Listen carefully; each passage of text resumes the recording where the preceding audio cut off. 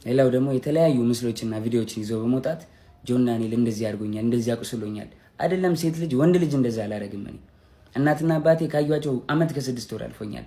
እናትና አባቴን ድጋሚ አያሳየኝ እኔ እንደዛ አላረኳትኝ። 2 ሴት እህቶች አሉኝ።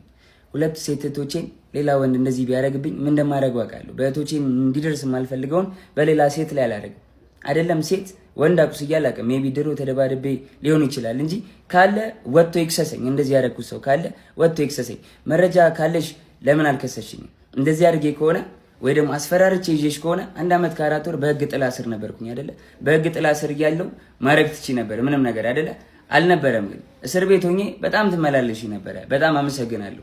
በጣም ከናዮ ስትፈታ ብዙ ነገር ተፈጥሯል። ታውቂያለሽ፣ ብዙ ነገር ሀፕን አድርጓል። በቃ እኔ እዚህ ጋር ልጅ ስላለኝ መቀጠል ስለማንችል ሪሌሽንሺፓችን ቆመ።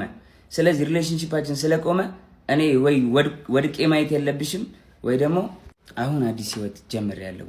በቃ አዲስ መንገድ ላይ ነኝ። አዲስ ሰው ሆኛለሁ። ተይኝ፣ በእግዚአብሔር ስለ እግዚአብሔር ተይኝ ጃኒ። በቃ አዲስ ህይወት አለኝ። የራሴን ህይወት ልኑርበት።